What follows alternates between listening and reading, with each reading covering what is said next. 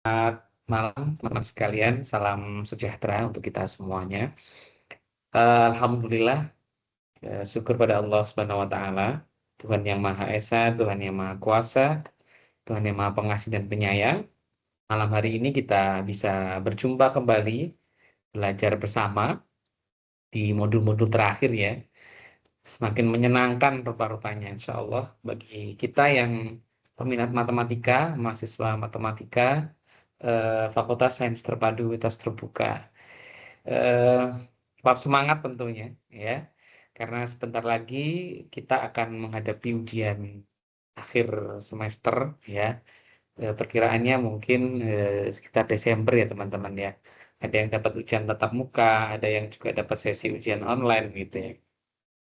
Semoga kita semuanya diberikan kesehatan jasmani, kesehatan rohani, kesehatan finansial semuanya insya Allah. Sehingga nanti kita bisa menyelesaikan satu babak kehidupan kita.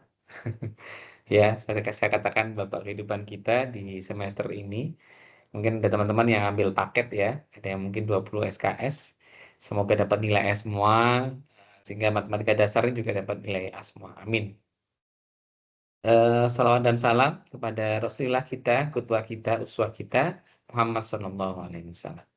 Baiklah teman-teman, kita akan mulai belajar kita agak santai mungkin ya teman-teman ya, karena kita sudah hampir di bagian akhir, serius tapi santai begitu. Kita buka pembelajaran kita, belajar bersama kita pada malam hari ini.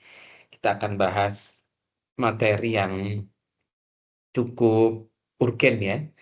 Kalau nanti teman-teman belajar materi analisis real ya, analisis bilangan real, nanti sama Bu Seli kalau nggak salah ya. Kalau saya dulu ada analisis 1, ada analisis 2. Di kurikulum baru ini setahu saya ada analisis real kalau nggak salah. Baiklah, kita buka belajar bersama kita pada malam hari ini di periode 23 November 2025.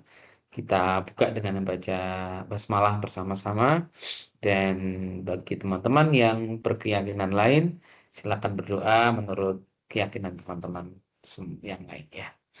Berdoa mulai. Bismillahirrahmanirrahim. Ya, selesai. Baiklah teman-teman, izin share materi kita. Ya, saya yakin teman-teman ya sebenarnya sudah juga mungkin ngikuti ini ya, apa sih webinar ya.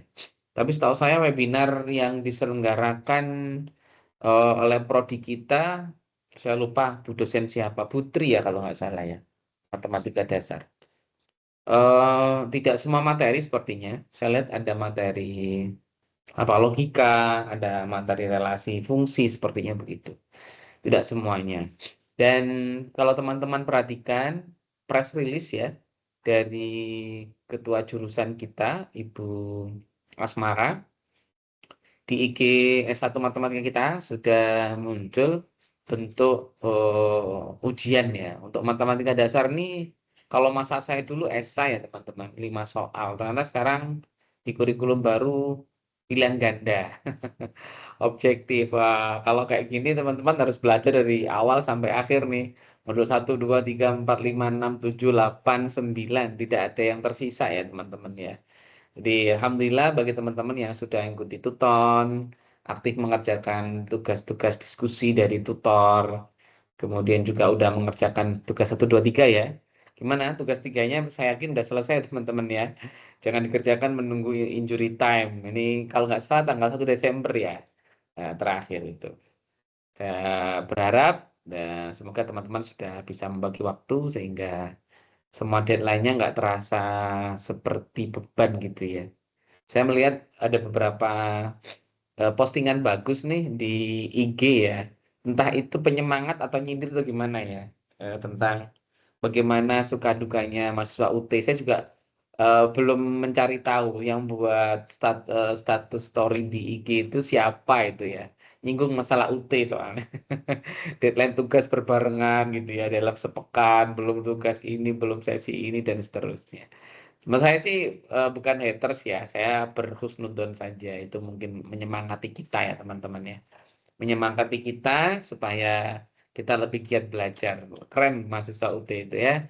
Belajar jarak jauh, belajar sendiri begitu ya. Kalau udah dekat-dekat ujian gini baru kita mengikuti tutorial online bersama para dosen dan tutor kita. Tetap semangat ya teman-teman ya. Nah, malam hari ini belajar bersama kita step by step saja ya, pelan-pelan kita membahas materi yang eh, tidak dibahas ya di webinar oleh Putri ya. Saya lihat begitu, tapi mungkin teman-teman sudah aktif juga di diskusi sesi 7 ya mungkin, atau mungkin belum ya. Materi ini kita sebut dengan materi himpunan ekuivalen atau himpunan sama, ada himpunan apa hampir sama. Kemudian nanti kita latihan soal sebentar, ada himpunan keterhinggaan yang kita sebut juga dengan himpunan terhitung ya. Ada himpunan tak hingga atau kita sebut dengan himpunan tak terhitung. Jadi teman-teman nanti silahkan membuat definisi ya, summary resume gitu dari materi ini begitu. Jadi untuk lebih apa untuk lebih memahami begitu teman-teman ya, karena tidak semuanya dalam modul itu bisa kita hafal atau kita cerna.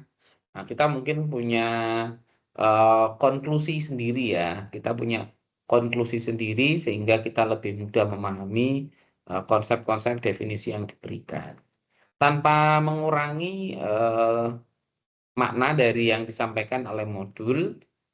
Saya akan mengajak teman-teman untuk belajar bersama pada malam hari ini, modul ke-8. Bismillahirrahmanirrahim. Kita mulai ya teman-teman ya. Himpunan ekuivalen atau himpunan sama. Eh, Materi-materi ini nanti teman-teman ya, ada yang nyambung ya teman-teman, ada yang nyambung ke sifat-sifat fungsi di pekan-pekan sebelumnya dengan modul-modul sebelumnya begitu ya, ada sifat relasi, ada sifat fungsi begitu ya teman-teman. Ya, coba kita ingat kembali ya, coba teman-teman ingat kembali yang pernah kita bahas kemarin, sifat relasi apa saja, sifat fungsi apa saja, itu nanti akan membantu kita untuk memahami dari materi himpunan ekuivalen atau himpunan sama. Baik, berikut ini saya ambil dari definisi modul ya teman-teman. Definisi himpunan ekuivalen atau himpunan sama adalah sebagai berikut. Definisi 8.1.1.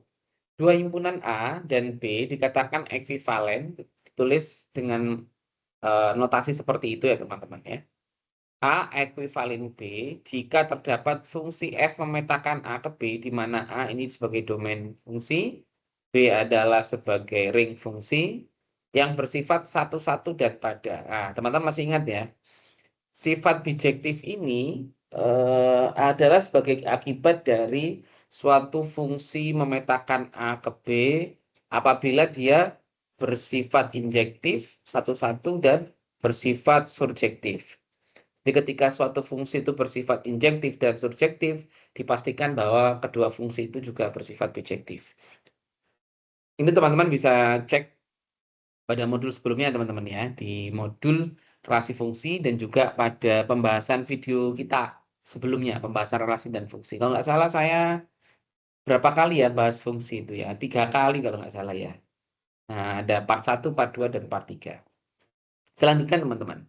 Nah, seperti yang sampaikan tadi, sifat bijektif ini berarti harus dipenuhi juga sifat injektif dan subjektif. Jadi kalau salah satu sifat ini tidak terpenuhi, injektif atau mungkin subjektif, ya kita bisa membuat hukum kebalikannya ya. Maka fungsi yang memetakan A ke B ini tidak akan bersifat bijektif. Waktu itu saya kalau nggak salah, seingat saya ya, mohon dikoreksi, ada Mas Hawi ya kalau nggak salah. Mas Hawi atau Mas Sarifudin ya waktu itu yang diskusi dengan saya tentang sifat fungsi dan relasi sampai malam ya kalau nggak salah. Nah, itu ada injektif, subjektif. Jadi ketika ada dua fungsi yang memetakan dari domain fungsi ke ring fungsi itu bersifat bijektif, maka otomatis sifat injektif dan subjektif sudah termasuk di dalamnya. Saya ambil salah satu contoh ya teman-teman di modul ini, yang saya ambil yang paling paling rumit saja mungkin ya. Kalau yang mudah-mudah mungkin sudah ada contoh. Ada contoh 8.1.3, ada contoh 8.1.4. Kita lihat hampir serupa tapi tak sama. Ada sebuah fungsi memetakan A ke B dengan A adalah anggota bilangan asli 1, 2, 3 hingga N. Ya, karena di sini tidak terbatas begitu ya, maka kita katakan tak terhingga. Begitu juga dengan B. B ini sebagai peta dari A juga terdapat anggota ring fungsi 2, 4, 6 seterusnya 2N ya, di mana 2N ini adalah elemen bilangan asli dan mereka adalah anggota himpunan B, di mana B itu adalah ring fungsi.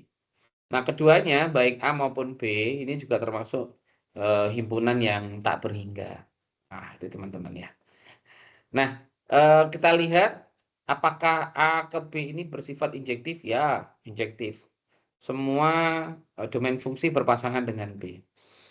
Bersifat surjektif. Apakah B ini ring fungsi mempunyai pasangan mempunyai satu pasangan atau berpasangan semuanya dengan domain A? Ya, benar. Maka kedua himpunan ini yang dihubungkan dengan fungsi A dipetakan ke fungsi B memenuhi syarat bijektif. Ya, injektif pertama dan dua surjektif. Dan kita tahu bahwa hubungan antara pemetaan A ke B ini dilambangkan dengan Fn sama dengan 2N. Begitu ya teman-teman. Kita lanjutkan. Jadi kesimpulannya adalah fungsi ini adalah fungsi ekuivalen A, ekuivalen B. Begitu ya. Berikutnya, yang kedua, yang berikutnya. Ya, kita lihat ada fungsi 8.1.4. Kita lihat sama dengan tadi. Himpunan A adalah sama dengan bilangan asli. Himpunan B tadi itu 149. Kita tahu bahwa himpunan ini membentuk pola N kuadrat atau bilangan kuadrat. Oke, begitu. Nah, setelah kita lihat ternyata anggota A berinjektif dengan anggota B. Kemudian himpunan B surjektif dengan himpunan A. Karena hampir semuanya himpunan B mempunyai tepat satu pasangan di domain A. Nah, sehingga kita lihat bahwa di sini fungsi F memetakan A ke B memenuhi syarat bijektif. Berarti memenuhi injektif juga memenuhi surjektif. Jadi kesimpulannya, maka fungsi A, fungsi memetakan A ke B adalah suatu himpunan ekuivalen. Nah, gitu ya. Kita lanjutkan teman-teman. Nah, dari ilustrasi pada gambar 8.1.1 dan 8.1.2, ada 3 kesimpulan teman-teman yang bisa kita dapatkan. Yang pertama, himpunan masing-masing A dan B, ini A dan B adalah himpunan tak berhingga. Seperti yang saya katakan tadi ya teman-teman. Karena kita tidak bisa menghitung ada berapa banyak anggota himpunan itu. Jadi A sebagai domain fungsi tidak bisa kita hitung berapakah NA-nya begitu ya. Sehingga kita tulis NA adalah tak hingga. Begitu juga dengan B. B sebagai ring fungsi ya, di mana banyaknya anggota B juga tidak bisa kita hitung. Kita katakan sebagai tak hingga. Nah, ketika ada dua himpunan ya, domain fungsi dipetakan ke ring fungsi, keduanya adalah sama-sama himpunan tak berhingga, akibatnya hubungan antara keduanya ini adalah relasi ekuivalensi. Coba teman-teman ingat ya, relasi ekuivalensi itu mempunyai sifat apa saja itu? Ya, ada sifat apa saja? Ada sifat simetris, ya. Ada sifat apa? Transitif, ya. Coba dicek kembali ya teman-teman ya.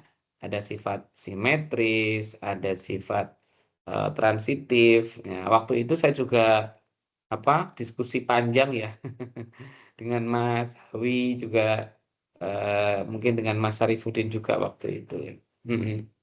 Ya, jadi kita waktu bahas sifat apa namanya relasi ekuivalensi ya waktu itu kita juga membuktikan ya bagaimana sifat relasi ya ada sifat reflektif misalkan satu refleksi satu gitu ya satu dua dengan dua tiga dengan tiga empat dengan empat lima dengan lima simetris misalkan satu dengan dua gitu kan ya satu dengan tiga dua dengan tiga dan seterusnya dan apabila memenuhi dua-duanya kalau dia memenuhi reflektif dan simetris maka kita katakan relasi itu adalah relasi ekuivalen gitu. Ya semoga teman-teman masih ingat ya materi itu saya lanjutkan yang kedua ada kesimpulan yang kedua adalah apabila kita mempunyai 4 himpunan misalnya diketahui himpunan A ekuivalen dengan B, kemudian himpunan C adalah ekuivalen dengan D, kemudian A irisan C adalah himpunan kosong, artinya tidak ada anggota A dan C yang sama, dan irisan B dengan D, ya irisan B dengan D juga himpunan kosong, maka akibatnya A union C ya A union C akan ekuivalen dengan B union D. Ini ada hukum sebab akibat ya teman-teman ya. Implikasi ya kalau kita belajar logika kemarin ini implikasi. Nah, ini sesuai dengan teorema 8.1.2 teman-teman. Ya, coba kita buktikan ya. Kita buktikan. Apakah benar ketika A ekuivalen dengan B, berarti kalau ekuivalen memenuhi sifat bijektif ya. C ekuivalen D berarti juga C dipetakan ke D memenuhi sifat bijektif. Kemudian A irisan C himpunan kosong dan B irisan D juga himpunan kosong. Maka kesimpulannya akibatnya A union C itu ekuivalen dengan B union D. Teman-teman sekalian, untuk membuktikan ini banyak sih sebenarnya cara-caranya ya teman-teman ya. Teman-teman juga bisa menggunakan petunjuk pada modul. Ya, biasanya kalau beberapa teorema atau apa itu di modul kita, di modul matematika dasar itu dijelaskan beberapa contoh-contoh begitu. Ada yang pakai contoh, ada yang pembuktian secara analisis gitu ya. Ini saya buktikan dengan cara lain teman-teman ya. Serupa tapi tak sama. Coba kita perhatikan. Langkah pertama mungkin bisa kita definisikan ya. Bisa kita definisikan begitu hubungan antara A ekuivalen B dan C ekuivalen D. Nah, kita kan bisa berasumsi ya bahwa ketika A ekuivalen B dan C itu ekuivalen D berarti kedua-duanya adalah bersifat bijektif. Nah, udah kita bahas tadi di awal ya. Asumsi kita kalau mereka memang betul-betul ekuivalen, ya, maka kedua fungsi ini memenuhi sifat bijektif. Itu asumsi kita. Nah, yang kedua, kita bisa membuat fungsi bijektif untuk akibatnya tadi. A union C dan B union D. Nah, gitu. Misalnya saja ya, misalkan saja terdapat fungsi bijektif H yaitu memetakan antara A union C ke B union D sebagai berikut. Nah, itu kan terlihat teman-teman. Hx ya mempunyai syarat Fx ya jika X adalah elemen A. Kemudian Gx jika X adalah elemen C. Nah, otomatis ini juga berlaku pada B union D, teman-teman. Nah, seperti itu. Sehingga jelas bahwa A union C itu adalah nantinya ekuivalen dengan B union D. Tapi ini belum bisa ya teman-teman ya. Belum bisa kita buat kesimpulan. Ini hanya membuat fungsi bijektif saja sebelum kita menarik kesimpulan begitu. Saya ulangi, untuk membuktikan apakah teorema ini benar gitu. Langkah keduanya adalah kita buat fungsi bijektif yang memasangkan atau memetakan antara A union C dengan B union D dengan notasi sebagai berikut. Ya, teman-teman bisa baca dan lihat sendiri di awal. Oke. Saya lanjutkan. Oke, berikutnya kita tunjukkan bahwa fungsi pada H ini adalah fungsi bijektif. Misalkan begini teman-teman, ada sebuah fungsi Hx yang tadi kita definisikan adalah memetakan antara A union C ke B union D. Misalkan begini, untuk fungsi Hx1 sama dengan Hx2, jika dan hanya jika di sini X1 dan X2 adalah elemen A, ya, elemen A. Oke, teman-teman bisa lihat tadi ya. Maka tentu Fx1 sama dengan Fx2. Karena F adalah injektif. Masih ingat ya teman-teman sifat injektif? 1, 1, 2, 2, 3, 3. Nah, dari sini karena Fx1 sama dengan Fx2 ya otomatis dong X1 sama dengan X2. Itu yang pertama. Yang kedua, jika X1 dan X2 itu elemen C, maka kita punya fungsi yang kedua yang sudah kita notasikan di langkah kedua tadi. Maka untuk Gx1, G buka kurung X1 tutup kurung sama dengan G buka kurung X2 tutup kurung. Nah, ini juga bersifat injektif. Jadi, Fx bersifat injektif, Gx juga bersifat injektif. Maka X1 tentu sama dengan 2. Nah, misalnya lagi, jika X1 elemen dari A dan X2 elemen dari C, atau sebaliknya, X2 elemen dari A, X1 elemen dari C, maka tentu Hx1 tidak akan sama dengan Hx2. Karena B irisan D adalah himpunan kosong. Seperti itu ya teman-teman. Kalau teman-teman bingung dengan kalimat terakhir, saya kira untuk dua kalimat pertama ini sudah cukup dipahami ya pembuktiannya untuk injektif. Kita abaikan saja kalau teman-teman bingung jika di kalimat terakhir ini ya atau sebaliknya itu bisa teman-teman masih bingung. Fokus aja ke pembuktian H adalah bijektif. Nah, yang pertama injektif untuk kalimat pertama ya, misalnya sampai di X1 sama dengan X2. Ya, ini akan lebih mudah untuk dipahami. Yang berikutnya, kita buktikan bahwa Hx ini adalah suatu fungsi yang surjektif.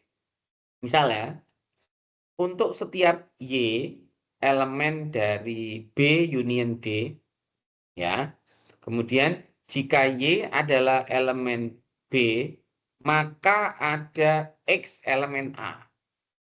Kita bahas di atas X elemen A, sehingga HX sama dengan Y. Oke, bisa dipahami ya teman-teman ya. Nah, karena F surjektif. Misalkan lanjut, ini yang ke fungsi berikutnya. Jika Y elemen D, nih yang kedua, jika Y elemen D, maka ini dia, X elemen C. Sehingga HX sama dengan Y. Nah, gampangnya begini teman-teman. Jika A sebagai domain, ya, A sebagai domain gitu kan, kemudian Y sebagai ring fungsi. Nah, untuk membuktikan bahwa mereka ini adalah bersifat surjektif, tentu bisa kita ambil sebuah X pada domain fungsi dan sebuah Y pada ring fungsi untuk membuktikan bahwa keduanya bersifat surjektif. Nah, pemahaman model seperti ini teman-teman akan membantu teman-teman nanti ketika teman-teman menempuh pengantar teori ini ya, grup ya teman-teman. Teman-teman akan banyak sekali akan pembuktian-pembuktian seperti ini. Maka dari itu saya berharap belajar dan belajar ya teman-teman ya. Belajar dan belajar notasi, kemudian memahami betul-betul teorema, sifat-sifat gitu ya. Sehingga nanti teman-teman kita menemukan mata kuliah yang hubungannya dengan matematika dasar ini teman-teman tidak akan kesulitan kembali. Atau kalau mungkin lupa, teman-teman bisa ngasih tanda ya teman-teman ya. Kasih tanda, kasih sticky note begitu ya di halaman-halaman tertentu. Supaya kalau kita misalkan suatu saat mencari itu bisa lebih mudah gitu ya teman-teman ya. Dan kabar baiknya kan matematika dasar ini open book ya teman-teman. Itu dia. Meskipun open book, kalau teman-teman tidak membuat rangkuman gitu ya, kurang belajar, kemudian tidak menandai halaman-halaman tertentu ya, konsep-konsep tertentu, maka nanti teman-teman juga akan kesulitan tuh ketika mengerjakan soal-soal pilihan ganda pada matematika dasar. Nah, dari sini kita melihat sudah terbukti ya bahwa jika A ekuivalen B, C ekuivalen D, A irisan C itu adalah himpunan kosong, berarti nggak ada irisannya, dan B juga irisan D himpunan kosong, maka jelas A union C akan ekuivalen juga dengan B union D. Lanjut yang berikutnya. Kesimpulan yang ketiga, apabila A ekuivalen dengan B, ya, kemudian C ekuivalen D, maka terdapat A, ya A masih ingat ya teman-teman, kali C ini bisa kita katakan berpasangan satu-satu gitu ya mas teman-teman ya. Ketika A berpasangan, jika A dikalikan dengan C atau jika A dipasangkan satu-satu dan B juga berpasangan satu-satu dengan D ya atau dikalikan dengan D, maka keduanya adalah sesungguhnya ekuivalen. Nah, ini teorema kedua. Jadi akibat dari A ekuivalen B, C ekuivalen D, maka perkalian AC dengan B juga ekuivalen. Oke, kita coba langkah pertama untuk membuktikan apakah teorema ini benar. Ya, langkah pertama, kita definisikan dulu hubungan A ekuivalen B dan C ekuivalen D. Tentu definisi ini kita buat dalam bentuk fungsi ya teman-teman ya. Kita udah paham bahwa dikatakan ekuivalen itu ya ketika fungsi atau pemetaan itu ya memenuhi sifat bijektif. Sifat bijektif berarti ya memenuhi sifat injektif dan surjektif tentu saja. Ya, kita tulis sedemikian untuk A ekuivalen B, mereka adalah sebuah fungsi yang memetakan A ke B, dan C ekuivalen D tentu mereka adalah sebuah fungsi yang kita notasikan G memetakan antara C dengan D. Yang kedua, seperti yang tadi teman-teman, kita buat fungsi bijektif untuk pasangan satu-satu atau perkalian AC dan BD.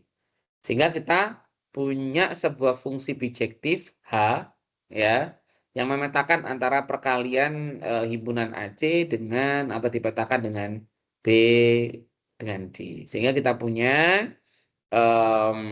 fungsi H buka kurung X, Y sama dengan fungsi buka kurung fx, fungsi GY tutup kurung. Nah, kita buktikan sekarang ya, apakah fungsi Hx yang sudah kita buat pada langkah kedua itu bersifat bijektif. Dan ingat sekali lagi, sifat bijektif ini akan bisa kita buktikan kalau sifat injektif dan surjektifnya terpenuhi. Oke, kita mulai dengan sifat injektif. Misalkan fungsi H buka kurung X1, Y1 tutup kurung sama dengan fungsi H buka kurung titik X2, Y2, maka dipastikan ya buka kurung Fx1, Gy1 tutup kurung sama dengan buka kurung Fx2 sama dengan Gy2. Ya, dari sini kita dapat menyimpulkan bahwa Fx1 tentu sama dengan Fx2 dan fungsi Gy1 akan sama dengan Gy2. Nah, ini memenuhi sifat injektif. Sehingga F dan G adalah fungsi injektif. Maka X1 sama dengan X2, Y1 sama dengan Y2. Polanya hampir sama ya teman-teman ya. Tapi kita fokus kepada perkalian silang. Nah, perkalian silang ini berarti kan kita memasangkan satu-satu antara X dengan Y begitu. Yang kedua adalah fungsi surjektif. Nah, fungsi surjektif ini kita tahu bahwa untuk setiap fx sama dengan y gitu. Artinya ketika kita substitusikan x pada suatu definisi fx gitu ya, akan menghasilkan sebuah y. Nah, di sini kita melihat untuk setiap buka kurung kita misalnya punya misalkan titik B, D ya teman-teman ya, B, D, elemen dari B kali D ya, maka ada sebuah bilangan X anggota A, di mana ini adalah domain, nah, sehingga fx tersebut sama dengan B. Nah, dan yang kedua, jika ada Y adalah elemen dari C, ya, sehingga ketika GY sama dengan D, Maka terbukti bahwa di sini H buka kurung XY sama dengan B, D. Nah, seperti itu teman-teman ya. Ya, kalau teman-teman belum terlalu paham, ya diulang-ulang teman-teman. Diulang-ulang, dan kalau misalkan memang teman-teman belum bisa flashback kembali ke materi awal ya, tentang sifat bijektif. Yuk. Nah, ini adalah kesimpulan dari himpunan ekuivalen ya, yang sangat erat hubungannya dengan bijektif. Jadi suatu himpunan dikatakan ekuivalen ketika fungsi yang memetakan kedua himpunan ini bersifat bijektif, yaitu injektif dan surjektif. Yang kedua, teman-teman, kita punya teori himpunan hampir sama. Nah, apa himpunan hampir sama itu? Himpunan hampir sama ini bisa kita ambil ya definisinya dari ini, dari modul eh, KB1, kegiatan belajar 1, definisi 8 di 1.2. Mohon fokus teman-teman ya dengan notasi-notasi seperti ini. Nah, tadi kita bahas ekuivalen dengan notasi seperti ini. Nah, sekarang kita ke himpunan hampir sama. Notasinya seperti ini. Himpunan A dikatakan hampir sama dengan himpunan B, ditulis A, himpunan hampir sama dengan B, seperti ini. Jika terdapat himpunan C, di mana dia adalah himpunan sejati, ya, himpunan bagian sejati dari B. Sehingga dipastikan A adalah ekuivalen dengan C. Jadi ketika ada suatu himpunan A dikatakan hampir sama dengan himpunan B, maka ada suatu himpunan C ya teman-teman ya, di antara A dan B ini yang merupakan himpunan bagian sejati dari B. Udah kita bahas ya teman-teman waktu kita bahas himpunan itu. Maka akibatnya bagaimana? Ya jelas, A ini adalah ekuivalen dengan C. Nah, untuk memudahkan teman-teman memahami definisi ini, ada satu contoh ya di modul yang saya ambil ini cukup ya untuk memahami definisi ini teman-teman. Ini misalkan begini, dua himpunan A, 1, 2, 3. Ini himpunannya berhingga ya teman-teman ya. Himpunan berhingga berarti NA sama dengan 3. Dan himpunan B ada 4. Ada NB ada 4, yaitu 2, 3, 4, 5. Nah, misal di sini ada C. C ini anggotanya 2, 3, 4. Nah, kita lihat ternyata meskipun banyaknya anggota C tidak sama dengan anggota B, tetapi kita lihat semua anggota C ini adalah himpunan bagian sejati dari B. Nah, sehingga bisa kita tulis C ini adalah himpunan bagian sejati dari B. Nah, karena C ini adalah himpunan bagian sejati dari B, nah sejelas tadi kita sudah punya kesimpulan di definisi, maka himpunan A 1, 2, 3 ini akan ekuivalen dengan C. Kita cek ya.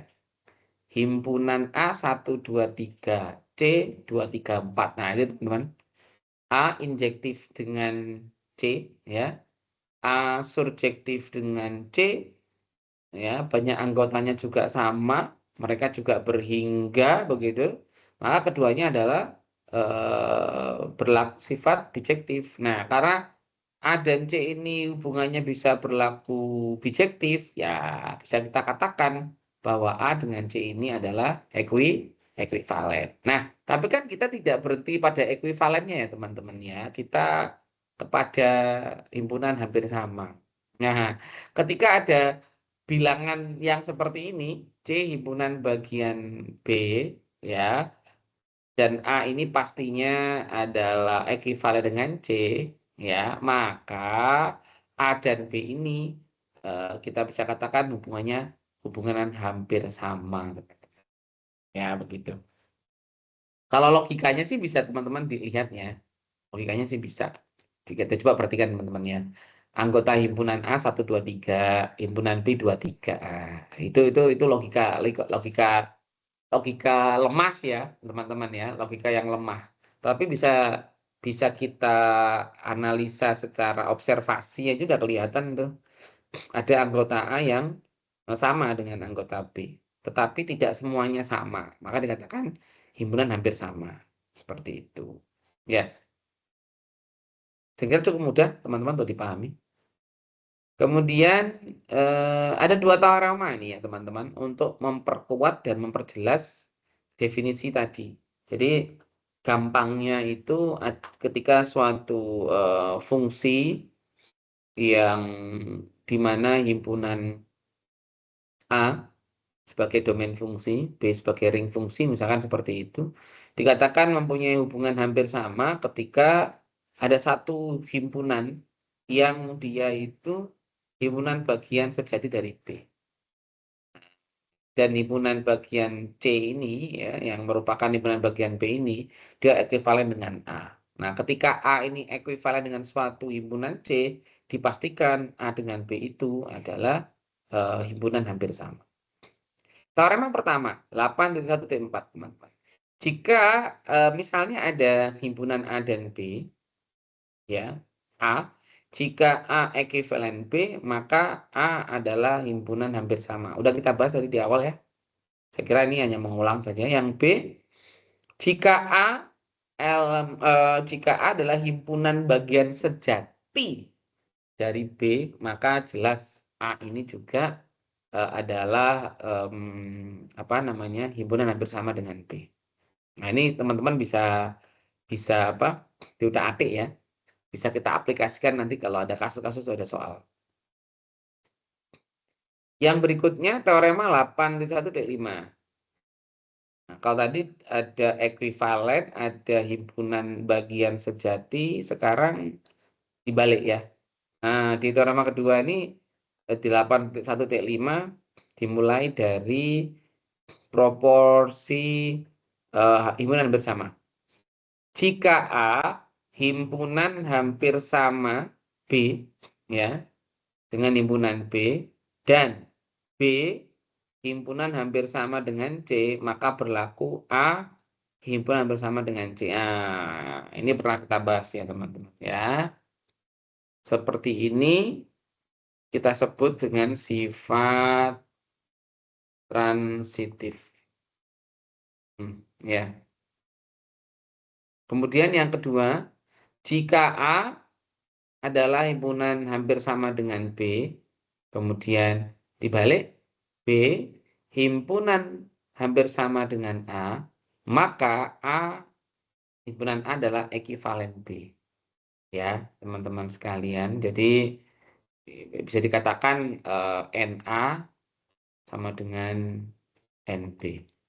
Maka berlaku sifat injektif, surjektif, dan sifat bijektif.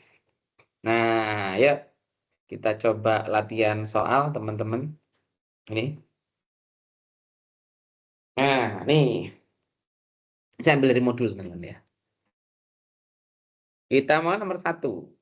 Diketahui A adalah suatu himpunan berhingga beranggotakan A, B, C, D, E. Ya, berarti NA sama dengan 5. Kemudian B beranggotakan E, D, C, BA. NB sama dengan apa?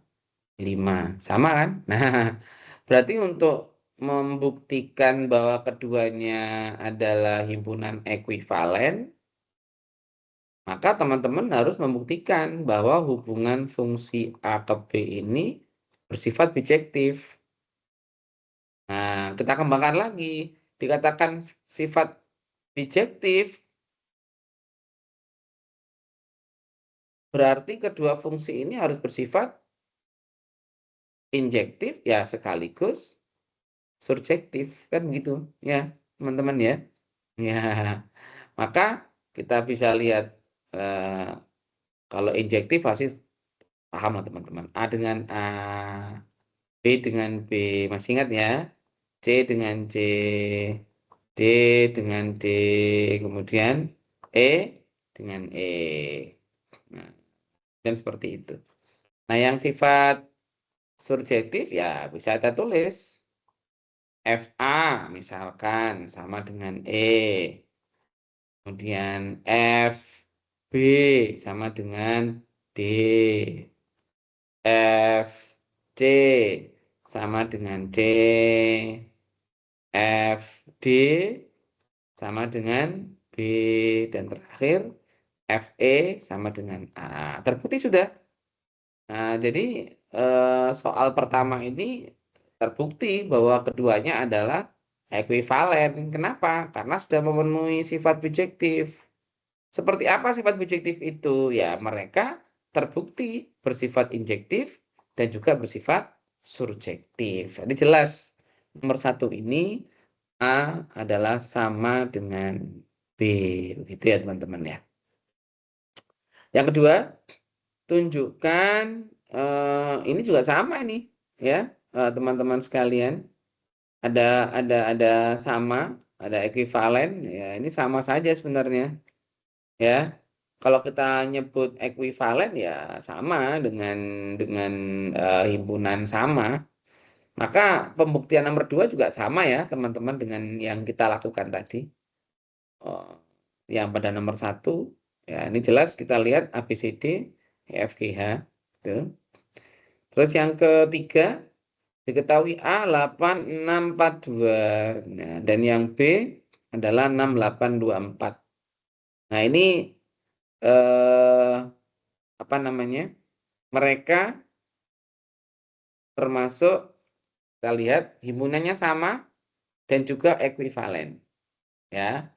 Sama dan ekuivalen. Kita lihat jumlah bilangannya juga jumlah anggota himpunannya 4, ini juga 4. Kemudian di sini kita lihat 8642, di sini juga 6824. Ya, berarti dari sisi sama ketika banyak anggota A sama dengan banyak anggota B. Dari sisi ekuivalen sudah kita buktikan barusan dengan menggunakan bijektif, injektif, subjektif dan bijektif gitu ya. Nah, kemudian yang keempat. Nah, ini yang keempat. Yang keempat kita lihat himpunan bagian A anggotanya adalah 3N dengan N adalah elemen bilangan asli. Nah, kemudian yang B juga begitu. B ini adalah suatu himpunan ya, yang beranggotakan 5N, di mana N-nya juga elemen bilangan asli. Periksa apakah A sama dengan B. Wah, ini kalau kita lihat teman-teman, kalau kita lihat ini eh, himpunannya tak hingga. Seperti di contoh 8.11 tadi. Kita cek saja misalnya kelipatan 3. A itu ada 3, 6, ya 9, 12, 15, dan seterusnya. Untuk 5, kemudian ada 10, ada 15, dan seterusnya. Nah, apakah A sama dengan B? Tentu tidak ya teman-teman ya. Dan kita lihat anggotanya dari yang sama. Ya, anggotanya tidak sama ya, dan mereka tak hingga.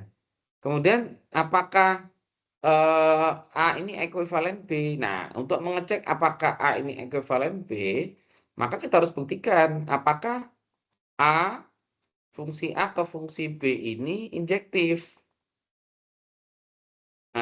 Adalah apa satu-satu.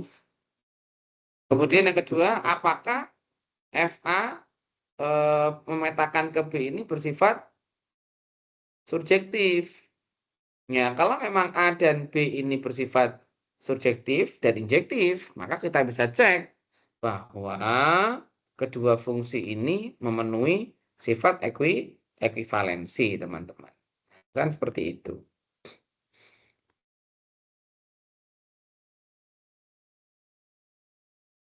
Ya, itu yang pertama, gitu ya. Selanjutnya di soal nomor 5, tunjukkan A 2, 3, 4 hampir sama dengan B. Nah, Nih, 2, 3, 4 hampir sama dengan B. Nah, teman-teman bisa menggunakan teorema-teorema yang tadi. Ya, eh, apakah himpunan A yang terdiri di atas 2, 3, 4 dan B yang terdiri atas 1, 2, 3, 4, 5 itu apakah termasuk himpunan hampir sama? Nah, teman-teman ya bisa cek aja ya, persis persis ya teman-teman ya. Nah, persis. Jadi kita bisa gunakan definisi, misalkan ya kita gunakan definisi. Em, misalnya kita punya 1, 2, 3 gitu ya. Kita punya himpunan C. Himpunan C, saya taruh sini. Nah, di sini. Nah, himpunan C adalah 1, 2, 3. Nah, kita lihat apakah C ini himpunan bagian sejati dengan B. Nah, kita lihat. Ya, benar. Semua anggota C adalah himpunan bagian sejati B. Nah, ini jelas. Maka terlihat bahwa A ekuivalen dengan C. Kita lihat C 1, 2, 3, A 2, 3, 4. Anggotanya sama-sama 3 gitu ya. Mereka juga injektif dengan dirinya sendiri. Mereka juga bersifat surjektif ya, 1, 1, 2, 2, 3, 3, 2, 2, 3, 3, 4, 4. Nah, gitu ya. Karena mereka memenuhi injektif dan surjektif, maka jelas bahwa A ini adalah ekuivalen dengan C. Nah, karena A ekuivalen dari C dan C himpunan bagian sejati dengan B, maka jelas kita tulis bahwa A adalah himpunan hampir sama dengan B. Karena terdapat C himpunan bagian dari B. Nah, begitu ya teman-teman ya. Nomor 6. Diketahui A sedemikian ya, kelipatan 3 ini, 3N dengan N adalah himpunan bilangan asli dan B 1, 2, 3, 4 di mana apa namanya? B ini adalah union dari himpunan 1, 2, 3, 4 dan kelipatan 5. Nah, periksa apakah A sama dengan B. Kita lihat A sama dengan B. A ini kan anggotanya kelipatan 3 teman-teman ya. 3, 6, 9 ya, dan seterusnya. Ya, B itu 1, 2, 3, 4 kelipatan 5. Nah, kalau kita lihat himpunan A tidak akan sama dengan B ya, dengan pola yang berbeda. Tetapi bisa jadi himpunan A adalah ekuivalen B. Ya, bisa jadi. Nah, untuk membuktikan A ini adalah himpunan hampir sama dengan B, tentu kita ambil sebuah himpunan namanya C. Misal, himpunan C-nya adalah 5N, teman-teman. Nah, apakah 5N ini ekuivalen dengan 3N? Nah, itu dia kan. Jadi untuk menentukan apakah A ini hampir sama dengan B, ya kita tentukan. Misalnya kita ambil sebuah himpunan C di sini, himpunan C 5N dengan syarat N ini adalah elemen dari bilangan asli. Nah, nanti apa? Apakah nanti A itu ekuivalen dengan C? Nah, ketika A ini ekuivalen dengan C, nah, bisa dibuktikan bahwa A itu adalah himpunan hampir sama dengan B. Ya, seperti itu kan teman-teman. Nah, dari sini ya melihat soal-soal seperti ini, saya berharap teman-teman betul-betul harus memahami apa itu himpunan sama, minimal di definisi ya teman-teman ya. Apa itu himpunan ekuivalen? Ya, kemudian teman-teman bisa buktikan kalau ekuivalen berarti ya harus memenuhi sifat bijektif, ya. Kalau sama berarti kan memang banyaknya anggota mereka sama begitu ya. Jadi tentu ini harus harus teman-teman pahami dengan tepat. Apalagi soal nanti kan soal pilihan ganda ya. Berbeda kalau soal uraian. Kalau soal uraian ini kan esai itu oke lah salah atau kurang mungkin masih ada penilaiannya ya. Kalau soal pilihan ganda ini kan pasti A, B, C atau D gitu. Kalau di UT kayak nggak ada E kayaknya. Itu contoh latihan soal pada kegiatan belajar satu teman-teman. Masih berputar-putar di antara himpunan sama, himpunan ekuivalen, dan himpunan hampir sama. Mungkin yang agak perlu dipahamkan benar itu adalah di himpunan hampir sama, teman-teman. Karena untuk membutuhkan himpunan hampir sama itu teman-teman harus ngambil sebuah himpunan dulu C, di mana C itu nanti harus ekuivalen dengan himpunan A. Bukan sama ya, tapi himpunan yang ekuivalen dengan A. Terus berikutnya kita masuk ke modul 8, kegiatan belajar 2. Ini ada beberapa konsep. Yang pertama konsep himpunan keterhinggaan. Nama lainnya adalah himpunan terhitung, teman-teman. Jadi di bagian kegiatan belajar 2 modul 8 ini ada tengah-tengahnya ya. Ada istilah himpunan terhitung. Nah, daripada kita membuat konsep yang baru, banyak keduanya sama, teman-teman ya. Himpunan keterhitungan atau himpunan keterhinggaan itu sama.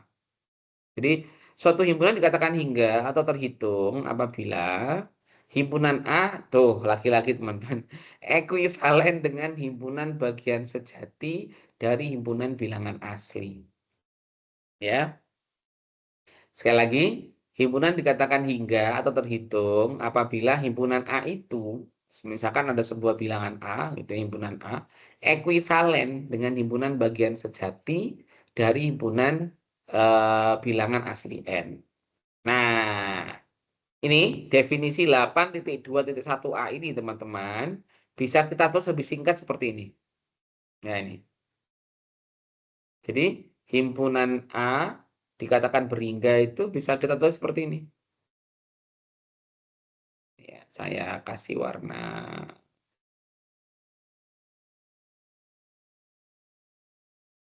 hijau. Nah, ya,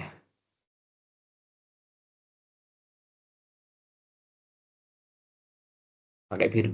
Nah, ini pakai warna biru ya, teman-teman. Nah, ini dia. Himpunan A dikatakan terhingga ya apabila A ekuivalen dengan himpunan bilangan asli. Terus NK. Nah, di mana bilangan NK ini adalah himpunan bagian sejati dari bilangan asli. Nah, kita coba ya, teman-teman ya. Contoh ini gampang sekali. Misalnya kita punya suatu himpunan GN, di mana N-nya adalah 3. Ini bukan modulo ya, teman-teman. Kalau kita di aljabar atau pengantar teori grup yang pernah saya pelajari ini modulo nih, tapi bukan ya. Jadi ada himpunan G3, kita lihat di sini adalah himpunan yang kelipatan 3, 3, 6, 9, 3N. Adalah berhingga. Kenapa berhingga? Karena ada himpunan sejati N, ya, N indeks N, ya.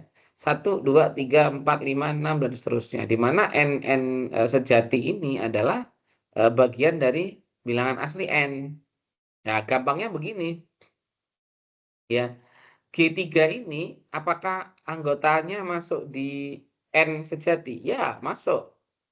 369 masuk di sini nih. Nah, dan karena bilangan himpunan bilangan asli N indeks, maka bisa kita pastikan G ini juga merupakan himpunan A berhingga begitu. Kalau kita kan gampangnya gini ya, teman-teman ya, himpunan berhingga itu pokoknya kalau kita hitung itu 1, 2, 3, 4, 5, 6 punya pola, kan begitu ya, teman-teman, punya pola gitu. Ya, ada polanya. Gampangnya begitu sih. Tapi kalau secara definisi, himpunan berhingga itu harus kita kaitkan dengan konsep bilangan asli gitu kan. Jadi himpunan G indeks 3 ini adalah himpunan terhingga karena anggota-anggota dari G indeks 3 ini ya adalah himpunan bagian sejati dari N indeks N, di mana himpunan sejati N indeks N ini adalah himpunan bagian dari N bagus atau N besar. Gampang ya sekali, teman-teman ya. G bagian dari ini bagian dari ini. Maka jelas bahwa G indeks N ini adalah ekuivalen dengan N indeks N. Nah, sangat mudah sekali untuk dipahami kalau yang ini ya. Nah, kemudian yang kedua ada konsep himpunan tak berhingga atau himpunan tak terhitung, teman-teman ya. Nah, jadi himpunan tak berhingga atau himpunan tak terhitung itu definisinya ada di 8.2.1b.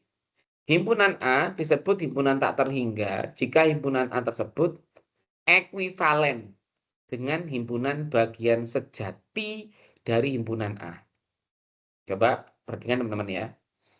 Himpunan A disebut terhingga apabila himpunan A itu ekuivalen dengan himpunan bagian sejati dari himpunan bilangan asli.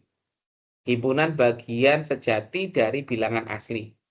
Tetapi dikatakan tak terhingga jika himpunan A tersebut ekuivalen dengan himpunan bagian sejati dari himpunan A tersebut, bukan dengan bilangan asli.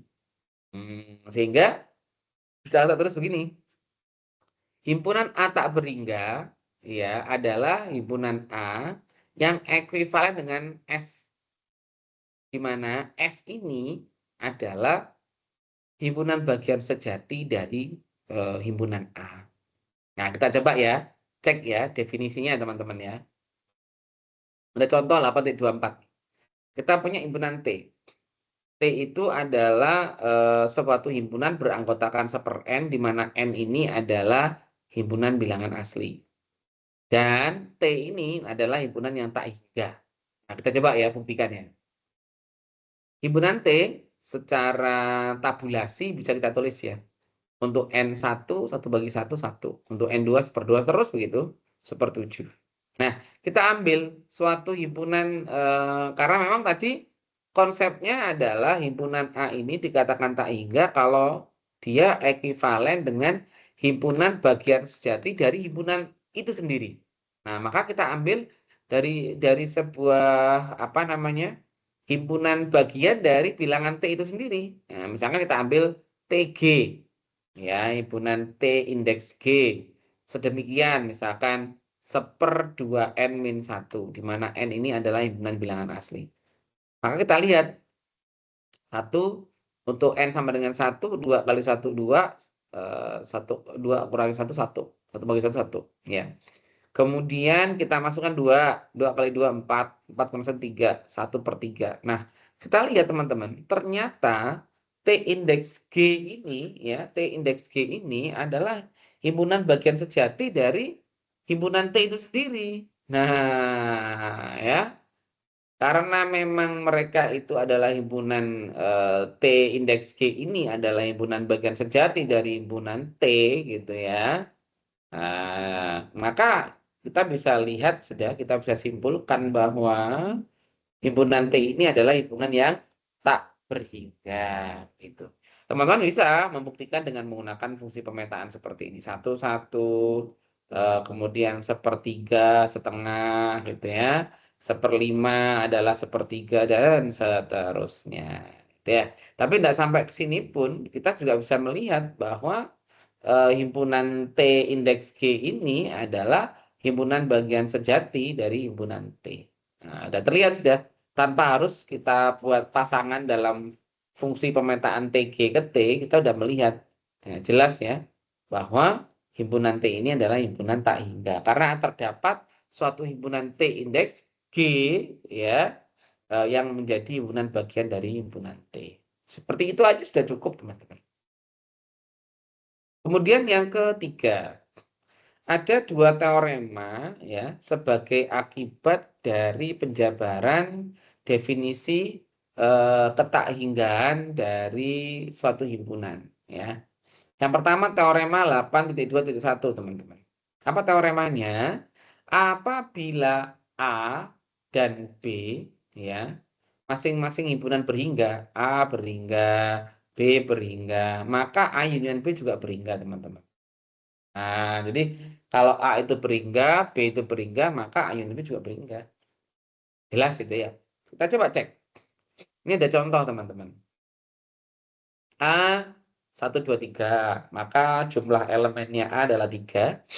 B 3, 4, 5 anggotanya, jumlah elemen B adalah 3. Maka A union B 1, 2, 3, 4, 5. Nah, jelas kan teman-teman ya bahwa apa di sini?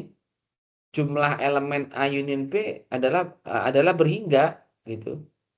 Nah, jadi A berhingga, berapa? Ada 3 anggotanya. B elemen B ada berapa? 3 berhingga. Maka ketika A kita unionkan dengan B, maka A juga berhingga. Nah, di sini ada 5. Ya, kita lanjut kasus lain misalnya. A 1, 2, 3, 4. Jumlah elemen A 3. B 2, 3, 4. Jumlah elemennya B sama dengan 3. Maka A union B 1, 2, 3, 4. Nah, kita lihat A union B juga berhingga ada 4. Nah, di sini kita lihat A dan B adalah memenuhi sifat ekivalensi ya teman-teman ya. Nah, kita lihat di sini memenuhi sifat injektif, memenuhi sifat subjektif, jadi mereka juga bijektif. Dengan demikian, suatu fungsi yang memasangkan A ke B ya, jika A-nya domainnya misalkan adalah berhingga, B itu juga berhingga, maka ketika pemetaan A ke B adalah sebuah union, maka mereka adalah berhingga juga. Seperti itu. Kemudian yang teorema kedua ya, 8.2.2. Jika A terhingga, maka B ini adalah himpunan bagian dari A, maka B juga terhingga. Ya, teman-teman. Jadi kalau eh, misalkan kayak ini mana ya? Saya contohkan di sini begini. Jika A sama dengan 1, 2, 3, ya, kemudian B itu misalnya 3, 2, 1 ya. Maka kita lihat bahwa B itu adalah himpunan bagian A. Himpunan bagian sama dengan A. Nah, ini kan sama ya teman-teman ya. B adalah sama dengan A sama dengan B. Maka B juga termasuk berhingga. Saya kira teorema 8.2.1 sudah cukup ya. 8.2.2 ini adalah memperjelas dari teorema 8.2.1. Oke, itu konsep keberhinggaan. Jadi kalau berhingga ada hubungannya dengan himpunan sejati n indeks, di mana n ini adalah bilangan asli. Tetapi dikatakan tak hingga ketika terdapat suatu himpunan misalkan T indeks ya, yang mana himpunan T indeks ini adalah himpunan bagian sejati dari himpunan T itu sendiri. Bukan hubungannya dengan bilangan asli ya teman-teman, tapi hubungannya dengan himpunan itu sendiri. Ya, A, B, C, D, E tergantung soal. Seperti itulah kira-kira. Kemudian kita masuk ke himpunan terbilang teman-teman. Ada himpunan terhitung, hati-hati ya teman-teman. Terhitung hubungannya dengan hingga, himpunan tak terhitung hubungannya dengan tak berhingga. Nah, kita sekarang punya himpunan terbilang. Hati-hati ya konsepnya. Himpunan terbilang adalah dikatakan A himpunan terbilang ya, jika dan hanya jika. Nah, teman-teman masih ingat ya, jika dan hanya jika. Tanda panahnya 2 seperti ini. Jika dan hanya jika. Ya. Jika dan hanya jika A ekuivalen dengan himpunan bilangan asli N. Jadi himpunan terbilang ini adalah dikatakan terbilang jika dia ekuivalen dengan bilangan asli, teman-teman. Nah, otomatis kalau ngomong tentang ekuivalen ya laki-laki ya hubungannya dengan sifat bijektif. Berarti dia memenuhi syarat injektif dan juga memenuhi syarat surjektif. Kan begitu ya teman-teman ya. Ya, lanjutnya. Nah, ini kita coba lihat beberapa contoh ya teman-teman ya. Contoh berikut. Pertama, ada sebuah himpunan A yang didefinisikan beranggotakan seper N, di mana N ini adalah anggota atau elemen bilangan asli. Buktikan apakah himpunan A ini adalah himpunan terbilang. Nah, untuk memenuhi syarat apakah A ini bilangan terbilang, ya kita buktikan bahwa himpunan A ini nanti ekuivalen dengan N. Nah, sebelum kita buktikan, kita coba tabulasikan ya teman-teman ya. Kita konkretkan, kira-kira 1/N itu siapa? Atau berapa? Untuk N1, 1 bagi 1, 1. Untuk N2, berarti kan 1 tambah 1 ya. Atau 2, 1/2. Kalau N-nya 3, 1/3. N-nya 4, 1/4. Dan seterusnya sampai 1/N tak hingga.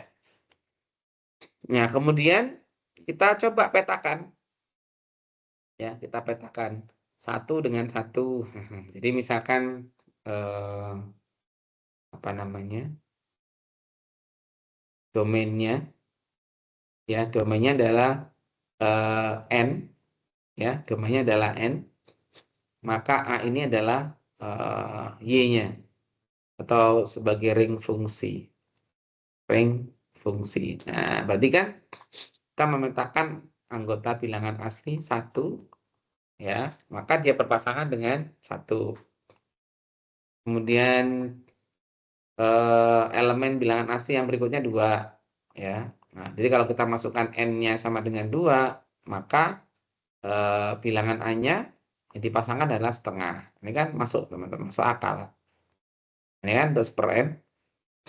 Ketika misalkan N-nya adalah 3, maka ring fungsinya Y-nya adalah 1/3. Saya kira bisa dipahami nih, teman-teman ya. Jadi kita lihat himpunan terbilang ini lebih gampangnya ya, dia kembali ke konsep ekuivalen di atas tadi itu. Ya, jadi dia memenuhi syarat bijektif, yaitu injektif dan surjektif. Tapi teman-teman harus mendefinisikan dulu ya. Mendefinisikannya harus hati-hati. Jadi bukan memetakan A ke N, ya, jangan terbalik, tetapi memetakan N ke A. Di mana N ini adalah domain fungsinya dan A ini adalah sebagai ring fungsinya. Setelah itu bisa teman-teman buktikan sudah untuk setiap 1 sama dengan 1, 2 sama dengan 2, 3 sama dengan 3 gitu kan. Dan untuk surjektifnya setiap 1 sama dengan 1, setiap 2 adalah setengah, setiap 3 adalah 1/3, dan keduanya memenuhi sifat bijektif. Seperti itu udah cukup saya kira ya teman-teman, udah cukup. Berikutnya lagi ada kebalikannya. Bagaimana dengan himpunan yang tak terbilang gitu ya.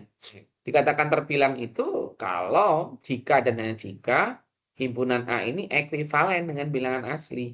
Nah, tetapi himpunan A dikatakan tak terbilang ya jika dan hanya jika A itu adalah himpunan tak hingga dan tidak ekuivalen. Nah, teman, tak hingga dan tidak ekuivalen. Tak hingga dan tidak ekuivalen. Jadi syaratnya 2. Syarat pertama dikatakan tak terbilang ya. Nah, ini dikatakan tak terbilang itu syaratnya 2. Yang pertama adalah tak hingga dan yang kedua adalah tidak ekuivalen. Berarti kalau tidak ekuivalen ya berarti ya teman-teman bisa menebak ya. Berarti dia tidak bijektif. Apa tidak bijektif itu bisa jadi dia injektif tetapi tidak surjektif.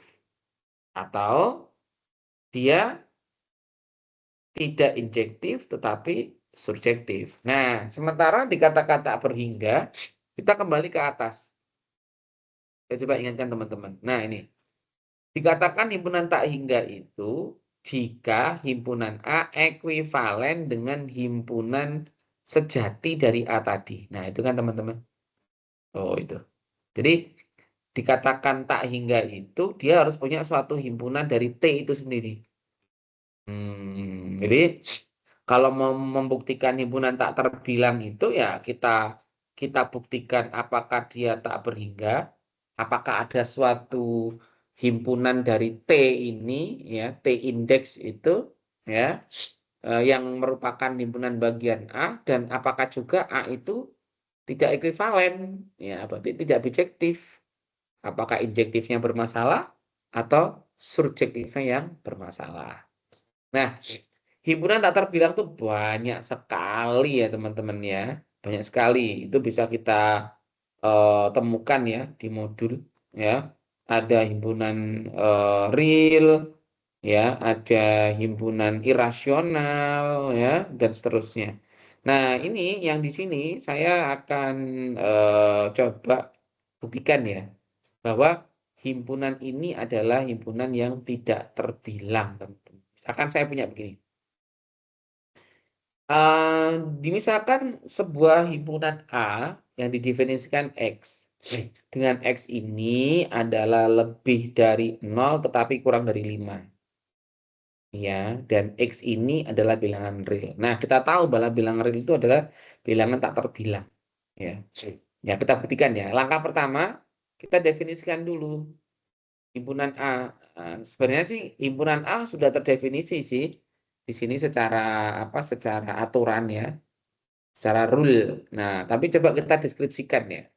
Kita deskripsikan seperti apa sih himpunan A itu. Di himpunan A ini secara deskripsi bisa dibaca sebagai himpunan A ini terdiri atas semua bilangan real X ya yang memenuhi ya ini lebih dari 0 tetapi kurang dari 5. Nah, ini berarti bahwa A mencakup semua bilangan real antara 0 dan 5. Tetapi tidak termasuk 0 dan 5. Ya, bisa kita tebak siapa saja itu teman-teman. Ada kan? Bisa 1 gitu kan ya, bisa 2, bisa 3, bisa 4. Seperti itu. Itu kita definisikan dengan sederhana. Nah, kemudian yang kedua, kita tunjukkan bahwa A itu adalah tidak terhingga. Nah, teman-teman ya, kita katakan tidak terhingga.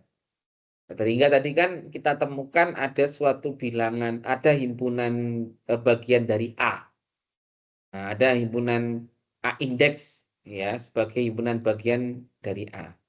Misalnya begini, himpunan A adalah himpunan interval terbuka. Ya, terbuka teman-teman ya karena 0 dan 5 tidak ikut. Ya, kalau terbuka itu kan berarti nggak ada sama dengannya. Nah, kalau ada sama dengannya seperti ini, nah ini dikatakan tertutup. Sudah belajar itu di himpunan ya, konsep himpunan sudah. Untuk menunjukkan bahwa A adalah himpunan terhingga, kita perlu menunjukkan bahwa ada bilangan bulat non-negatif N, berarti positif.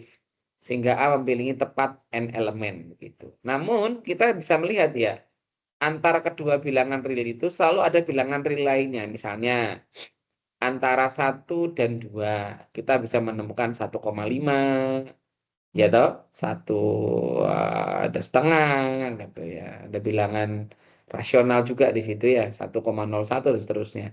Nah dengan demikian antara 0 dan 5 kita dapat menemukan tak hingga banyak bilangan real. Nah kan betul, jadi salah satu syarat terdapat apakah A itu adalah tak hingga, berarti kita mencari bahwa ya kita mencari ada suatu himpunan yang dia itu himpunan bagian dari A. Ya, dan kita tahu mereka adalah bilangan real. Jadi kalau A ini elemennya real, maka terdapat apa namanya A indeks misalkan AN begini, dia adalah elemen maaf himpunan bagian dari A.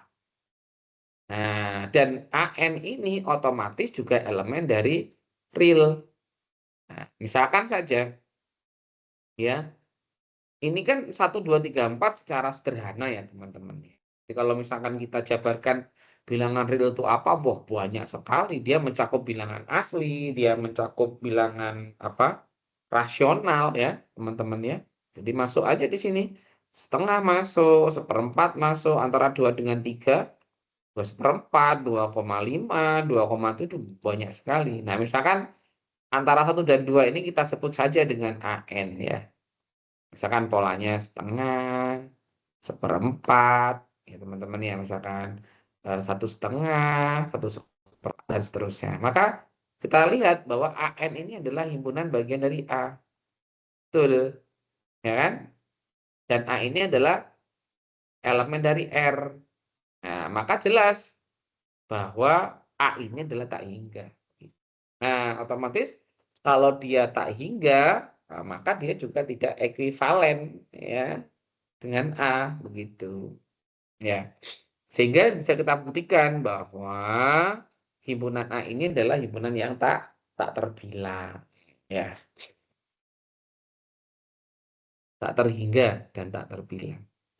Nah, ada beberapa teorema teman-teman ya untuk memudahkan pemahaman antara himpunan terbilang dan tidak terbilang.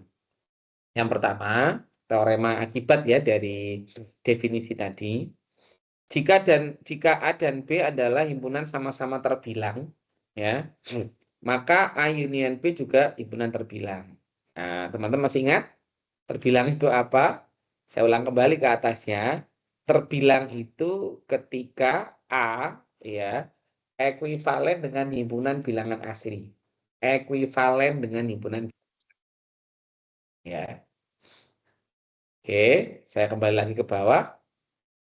Jadi jika A itu terbilang, B itu terbilang, maka kedua himpunan ini kalau kita kita unionkan, kita gabung, maka hasilnya pun akan terbilang. Nah, sudah kita bahas tadi di atasnya. Tadi untuk keterhinggaan. Hampir mirip nih teman-teman. Yang kedua, jika A himpunan terbilang, ya terbilang barusan, dan B terhingga, oke, banyak anggotanya bisa kita hitung, maka keduanya ketika diunionkan, maka keduanya juga terbilang dan berhingga. Teorema ketiga, apabila A himpunan bagian sama dengan bilangan asli, maka A terbilang. Oke, dan yang keempat, jika A adalah himpunan bagian sama dengan B, jika B adalah terbilang, maka juga A terbilang. Gampang sekali ya teman-teman ya. Jika salah satu dari himpunan bagian ini terbilang, ya, ini terbilang, ya, makanya yang terbilang, gitu ya. Kalau misalkan ada suatu himpunan bagian, mereka adalah himpunan bagian dari suatu himpunan bilangan N asli, maka dia terbilang. Misalkan A, eh,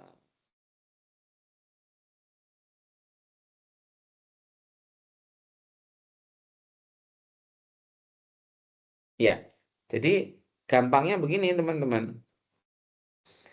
A himpunan bagian sama dengan N. Satu, ya. Ketika ada sebuah himpunan dia adalah himpunan bagian dari N, selesai sudah. Maka dia terbilang. Satu. Yang kedua, ya, apabila suatu himpunan itu merupakan himpunan bagian dari N, maka dia juga terbilang. Nah, begitu. Artinya A terbilang, N juga terbilang. Jadi kedua-duanya akan terbilang jika salah satu dari himpunan tersebut adalah himpunan bagian dari himpunan lainnya. Jelas saya kira ya teman-teman ya. Lanjut yang terakhir, teman-teman, yang terakhir. Bilangan kardinal. Apa bilangan kardinal itu? Bilangan kardinal ini adalah suatu himpunan berhingga. Nah, teman-teman, berhingga ya, berhingga. Oke, berhingga ya. Saya ulang kembali. Himpunan berhingga. Di awal tadi kita bahas tuh. Berhingga ya, teman-teman. Jadi himpunan kardinal ini adalah himpunan berhingga. Berarti ada hubungan dengan bilangan asli. Himpunan kardinal ini adalah himpunan berhingga A diberi notasi N buka kurung A tutup kurung yang artinya banyaknya anggota himpunan A. Nah, jadi kalau kita tulis tadi A 1, 2, 3, 4, 5 ya. A sama dengan 1, 2, 3, 4, 5 di mana A ini adalah himpunan bagian dari N ya. Dan A juga elemen dari N, bahkan N-nya N5 di sini kan ya. Dan N5 adalah elemen dari N, bilangan asli, maka jelas N buka kurung A tutup kurung sama dengan 5. Maka A ini adalah bilangan kardinal. Ya, berarti kardinal itu bilangan berhingga. Ya. Nah, kita bisa lihat tuh contohnya di bawah, oh, lumayan teman-teman. Nah, ini. Contohnya, A adalah beranggotakan min 1, min 3, min 1, 0, 1, 2, 3. Memiliki bilangan kardinal NA sama dengan 6. Kemudian N11, nah ini sudah kita bahas di atas. N indeks ya, N indeks seperti ini adalah himpunan bagian dari N asli. Ya, jelas kalau sudah N indeks ini adalah elemen dari N asli, ya. N indeks N.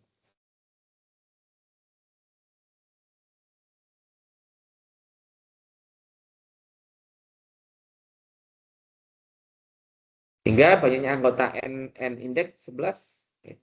Kemudian kita punya huruf abjad H, beranggotakan A, B, C, D, F, G, I, Z, nah, hingga kan, maka bilangan kardinal atau bisa kita katakan banyaknya himpunan H adalah 26.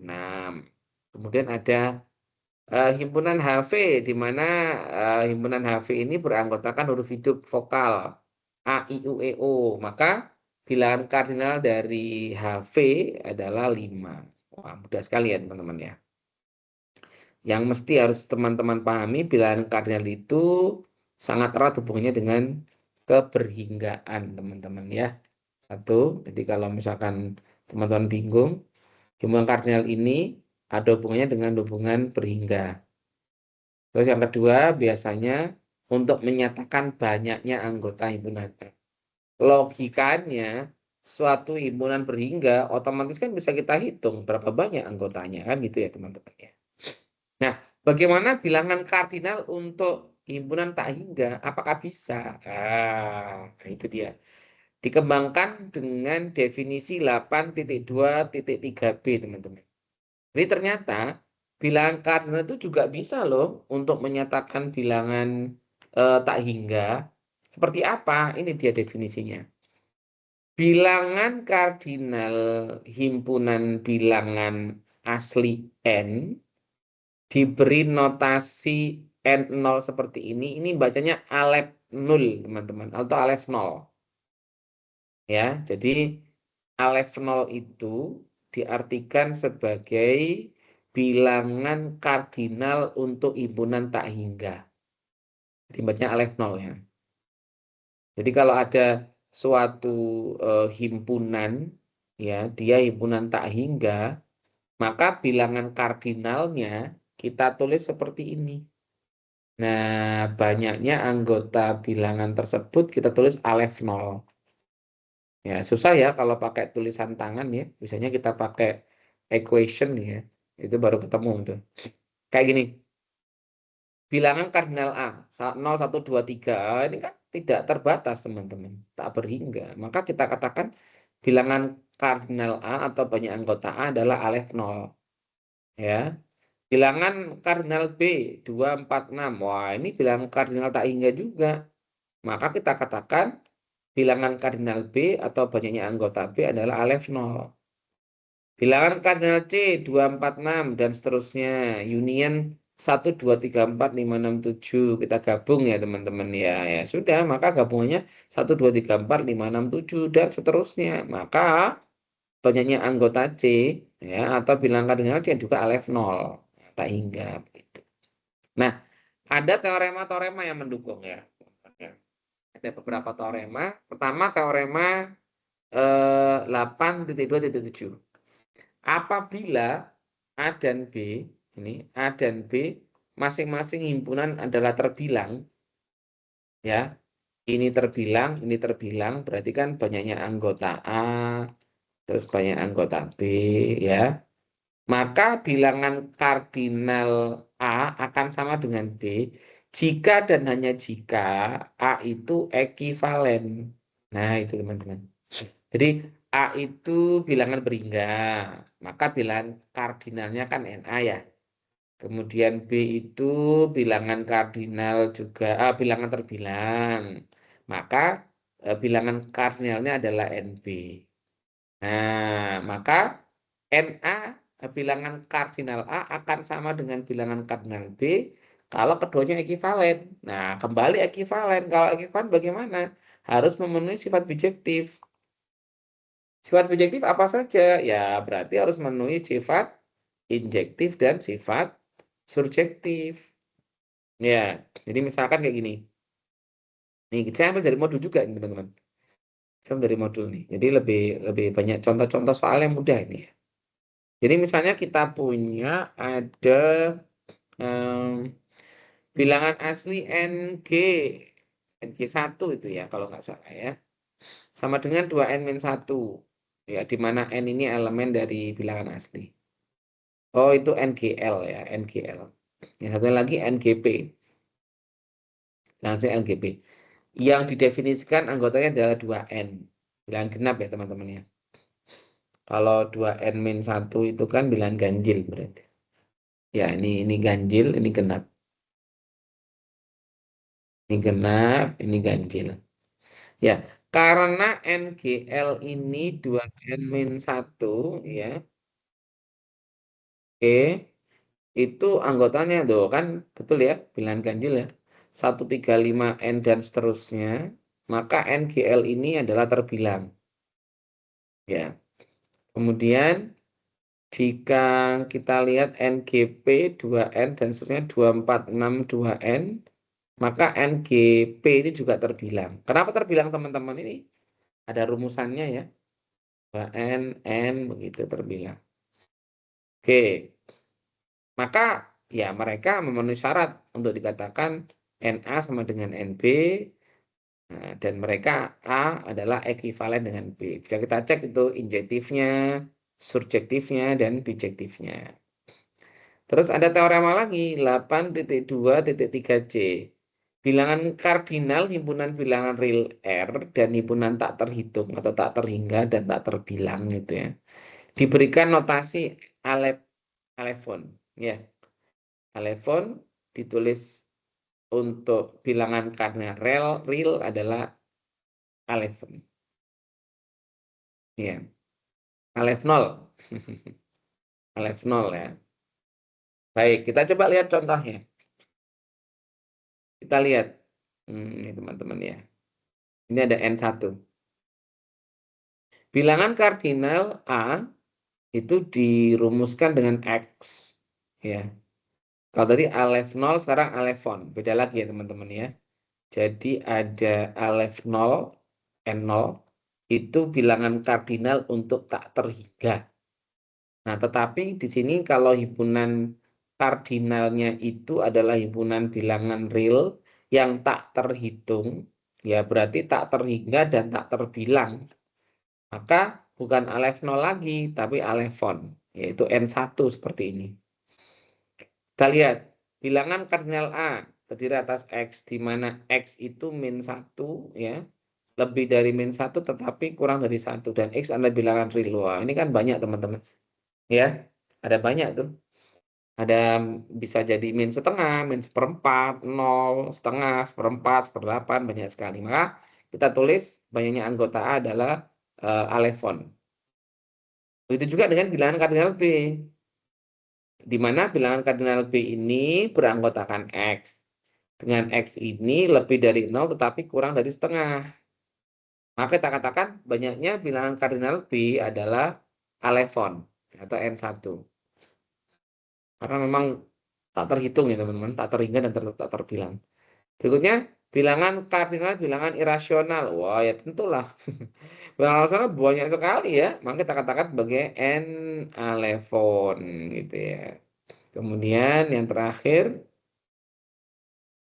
bilangan kardinal ini ya, yang berikutnya C lebih dari min 1 tapi kurang dari 1 untuk X adalah irasional, maka banyak B adalah n bilangan alefon. Nah, hati-hati teman-teman antara alef 0 dan alefon ya.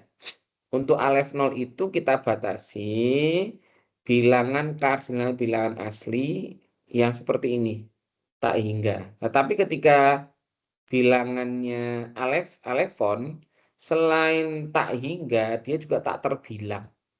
Jadi kalau alef 0 yang kayak gini ya, alef 0 itu khusus untuk A adalah sebagai himpunan yang tak hingga.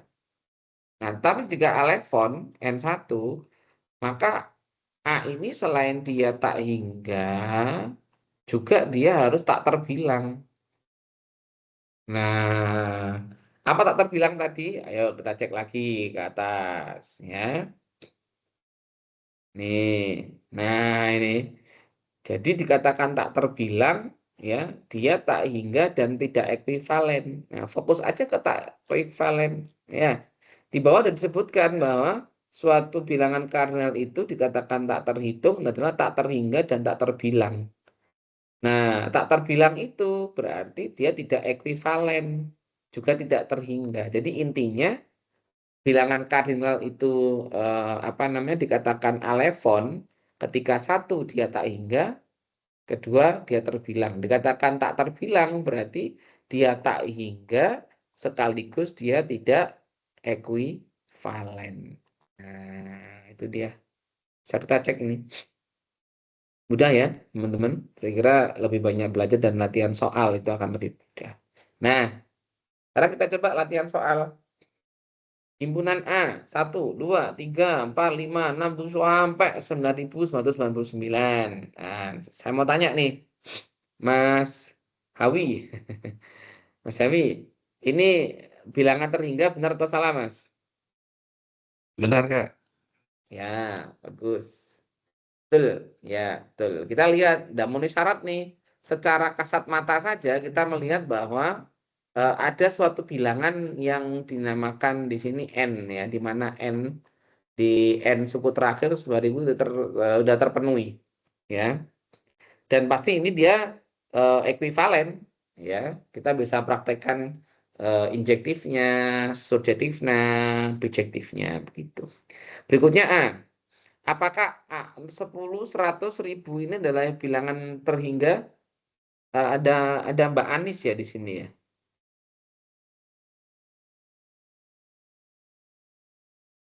Mbak Anis masih mengikuti? Mungkin boleh-boleh jawab, Mbak. Boleh-boleh berdiskusi kalau memang apa ada waktu, monggo silahkan. Ini termasuk bilangan berhingga atau tidak nih?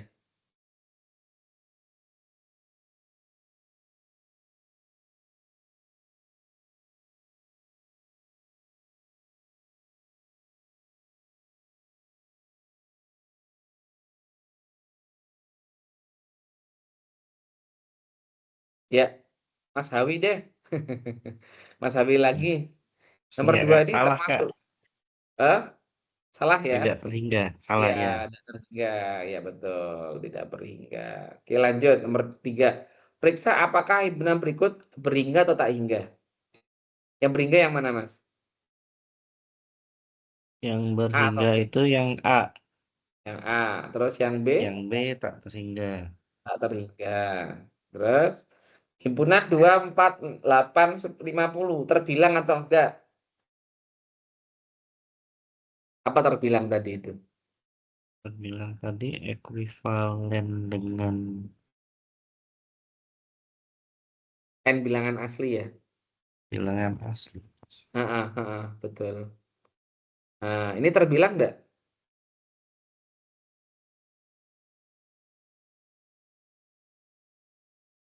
Ada enggak Mas? Terbilang itu hubungannya dengan terhingga? Ada enggak sih? Terbilang itu hubungannya dengan dengan keterhinggaan? Coba kita cek lagi di atas. Nah, ini himpunan dikatakan terbilang hanya jika ekuivalen dengan bilangan asli. Kalau ekuivalen berarti kan bersifat injektif, bijektif, ya, subjektif gitu. Dikatakan tak terbilang, dia tidak ekuivalen dengan bilangan asli ya. Kalau tidak ekuivalen berarti kan ya tidak berlaku injektif, bijektif gitu loh. Nah, kalau yang ini berlaku nggak? Yang soal ke berapa tadi? 5 ya. Nah, nih, nomor 4. Harusnya enggak ya, Kak. Karena jumlahnya itu kan Mm-mm. masih masih bisa dihitung jumlahnya. Mm-mm. Terus, Tidak ekuivalen dengan jumlah bilangan asli yang oke. tidak terhingga. Iya, baik. Betul. Terus berarti ini terbilang apa enggak? Hmm, Tidak. enggak, salah. Enggak, berarti salah. Berikutnya B, 8, 10, 12. Nah, ini terbilang enggak Nah, kira-kira? ini terbilang ya. Betul gitu kan. Jadi B ini adalah terdapat suatu misalnya apa? Wah, ini macet nih sudah. Terdapat suatu apa? eh, Suatu bilangan NK di mana 8, 10, 12 ini adalah himpunan bagian dari NK dan NK ini adalah himpunan bilangan asli. Nah, himpunan bagian dari bilangan asli. Maka bisa kita katakan B ini juga termasuk himpunan bagian dari bilangan asli. Jadi B ini adalah himpunan terbilang. Nah, jadi bisa dong kita buat kesimpulan bahwa untuk bilangan yang hingga seperti ini adalah bukan bilangan terbilang atau tak terbilang. Sementara himpunan yang tak hingga seperti ini malah kita sebut dengan bilangan terbilang. Nah, itu kayak gitu kan memudahkan kita, Mas, kalau menghadapi ujian UAS nanti ya. Itu kan lebih mudah. Kita Ya, Kak. lanjut ke soal berikutnya, yang nomor 6. Diketahui B itu 579, maka C itu 579 union 1 2 3 4 5 6. Nah, apakah ini terbilang atau enggak, Mas? Ini harusnya terbilang, Kak. Nah, Karena berarti benar. yang Karena 579-nya itu tak terhingga. iya betul. Yang ini 579 1 2 3 4 5. Nah, ini kan union ya, Mas ya. Nah, union. Sekarang bagaimana kalau irisan gitu? Satu Kalau dua tiga irisan empat lima berarti enam salah. Salah, karena ada cuma satu ya di Mm-mm. sini yang sama ya. Ya, Nah, berarti kan himpunannya harusnya tak terbilang ya. Ya, tak berarti terbilang. jawabannya adalah salah atau benar nih Salah. Mas terbilang? Salah. Salah. Mm-mm. Terus nomor 8. Kita coba lihat. 8. Ada 4, 16, 64 gitu kan. Dan seterusnya gitu. Ada 4, 16, 64 ya union 1 2 3 4. Nah, adakah yang tidak terbilang di sini? Dua-duanya, Kak. Dua-duanya Dua-duanya terbilang. terbilang ya, dua-duanya terbilang. Berarti semuanya terbilang nih. Oke.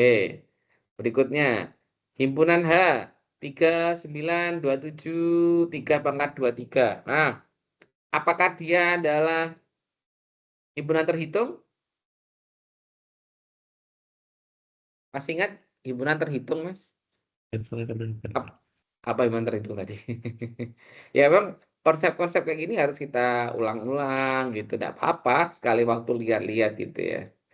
Nah, kita ke atas lagi. Himpunan terhitung itu sama dengan himpunan apa tadi Mas di awal? Nah, berhingga dan tak berhingga gitu. Ini konsepnya tadi udah kita bahas tuh. Nah, ini himpunan dikatakan apa namanya? Berhingga gitu ya. Dikatakan berhingga. Nah, itu jika terdapat dia ekuivalen dengan suatu himpunan NK, di mana NK ini adalah himpunan bagian dari, seperti yang sampaikan tadi, himpunan bagian dari bilangan asli. Gitu. Kita coba praktekkan aja itu, ya. Kita praktekkan aja. Nih, Oh, nih, kita praktekkan aja. 3 9 2 7 3. Nah, masuk nggak bilangan asli mereka itu, Mas? masuk. Masuk, berarti benar kan? Ya udah, selesai. Logika gitu aja udah cepet nih. Sekarang H. H Tiga. 10 pangkat N. Ya, 10 pangkat N, di mana N itu adalah bilangan asli misalnya. So nggak kira-kira itu sebagai bilangan terhitung? Karena dia terbilang berarti masuk terhitung, Kak. Masih masih terhitung. Nah, yang ini hati-hati. Dengan X itu didefinisikan 0 sampai 1 dan X bilangan real. Nah ini Mas, real. Kita tahu kan kalau bilangan real itu Antara 0 dengan 1 kan banyak sekali. Ada setengah, ada seperempat, ada seperdelapan. Terhitung nggak kira-kira? Enggak. Nggak terhitung. Udah kita bahas tadi. Bilangan real tidak termasuk bilangan yang terhitung. Kalau N masih masuk bilangan asli gitu ya. Terus bilangan kardinalnya dari 2462N adalah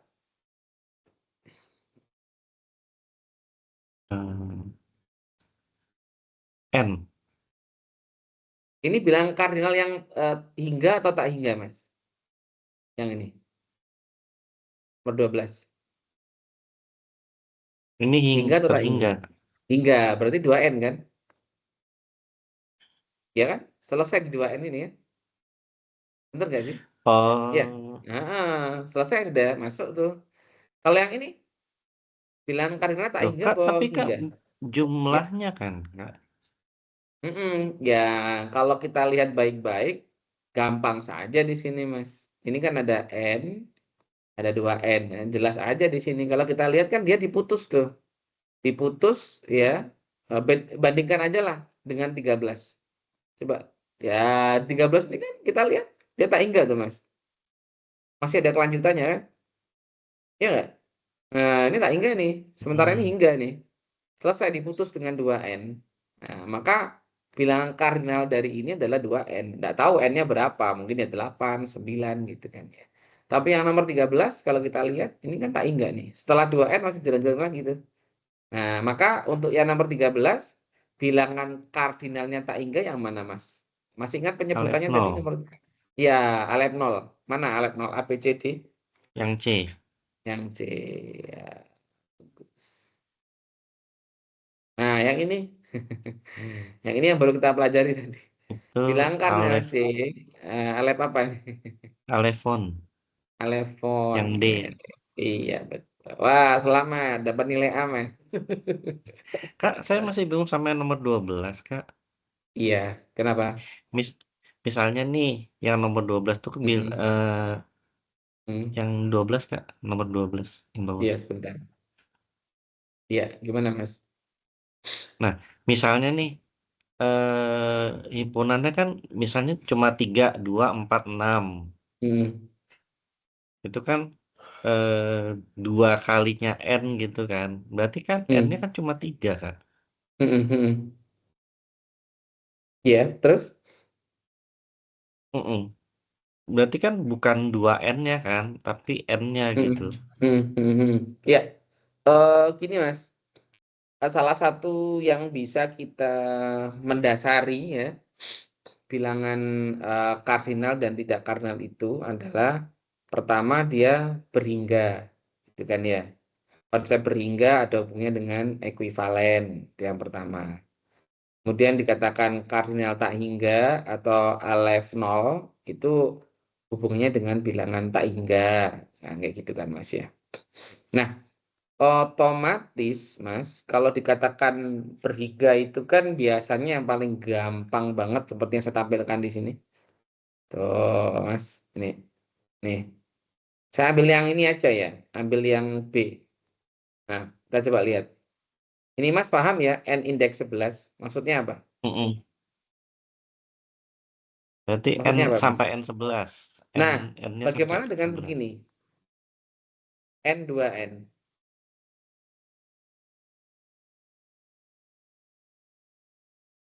Agak seret. Nah, N2N. Nah, berarti dia masih berhingga nggak, Mas, kira-kira? 2, 4, 6, titik, titik, titik, 2N. Terus bandingkan dengan kayak gini. N ya sama dengan 2, 4, 6, 8, terus 2N dengan titik-titik-titik gini. Ini saya tanya, ini serupa, sama, serupa atau sama, Mas? Ini, serupa atau sama? Hmm, Serupa. Serupa. Tidak sama, Mas. Walaupun mereka ini adalah bilangan genap, tapi tidak sama. Mereka serupa saja, Heeh. sama-sama bilangan asli. Nah, bedanya di mana? Uang paling gampang banget, Mas. Ini udah diindekskan ini, Mas. Tuh, ini diindekskan. Ya, sayang di soal tadi indeks ini nggak ditulis. Ya, artinya ini terbatas pada 2N. Walaupun 2N ini tidak ditulis bilangan berapa, sesungguhnya dia sudah diselesaikan bahwa bilangan ini adalah bilangan berhingga dengan eh, batas maksimum istilahnya ya. Ada supremum, ada infimum. Supremumnya adalah 2N. Nah, tapi yang ini infimum, punya infimum indeks nilai terkecilnya 2. Tetapi kan nilai maksimumnya jelas tak terbatas nih. Yang di sini nih. Nah, gampangnya kita lihat di belakang ini ada tak hingganya. Kita nggak tahu berhenti sampai kapan ini nilai titik-titik itu. Maka penting banget untuk Mas pahami besok itu bilangan kardinal itu pastikan ya, pastikan kalau ada soal mirip kayak gini indeks pada bilangan itu ada nggak sih? Nah, kalau ada, maka dengan mudah dia sesungguhnya adalah bilangan terbatas, ya, bilangan hingga. Tetapi kalau tidak terdapat indeks satu, oke, tidak ada indeks, terus kemudian di sini juga terdapat titik tiga yang artinya dan seterusnya, yang artinya tidak terhingga, maka jelas itu adalah bilangan kardinal palet 0 gitu. Nah, yang ini kita katakan masih bisa dihitung dengan banyaknya bilangan n adalah 2n. 2n banyaknya. Jadi kata terhingga itu tidak harus berarti sebuah bilangan yang 11 seperti ini, Mas. Tapi biasanya juga cukup ditulis dengan menggunakan apa namanya? Induksi. Makanya nanti gini. Nanti kita di ini Mas, di mana? Di modul 9 ya, di modul 9 itu kita temukan ada namanya metode rekursi, Mas. Ya, metode apa? Rekursi. Nah, itu Mas, ada metode rekursi. Biasanya metode rekursi ini untuk membatasi ya bahwa sebenarnya suatu bilangan itu bisa dikatakan hingga atau dikatakan tak hingga. Bisa tuh. Nah, seperti ini kelihatannya tak hingga ya, tetapi sebenarnya dia kalau kita rekursikan jelas tuh dia himpunan terakhirnya adalah 2N. Nah, cukup gitu aja sudah. Yang penting kita melihat bahwa himpunan ini supremumnya batas maksimumnya 2N. Nah, berbeda dengan yang ini. Infimumnya ada, tapi supremumnya nggak ada. Ini masih lanjut tuh. Nah, gampang sudah kalau kita katakan bahwa yang di atas ini adalah bilangan yang kardinal tak hingga begitu. Agak beribut ya Mas ya.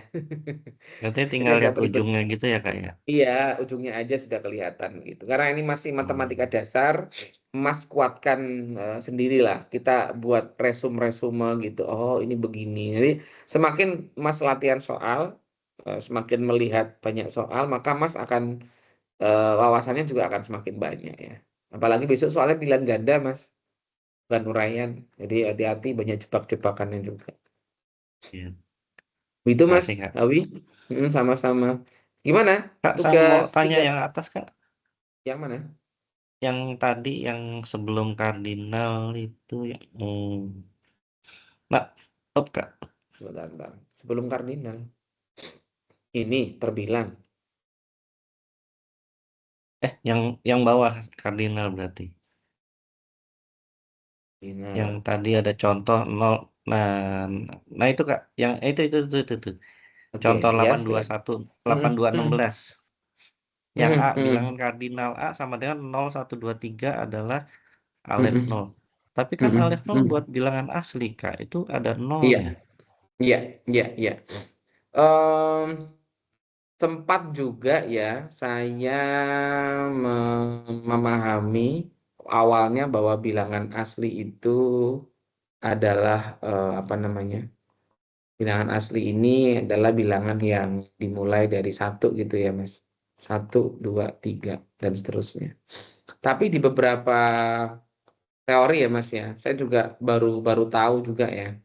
Mungkin ada setahun ini bahwa bilangan asli kalau memang dia disebutkan dimulai dari 1, ya kita hitung dari 1 gitu. Kemudian kalau memang disebutkan di situ bilangan asli dimulai dari 0, ya kita sebutkan 0.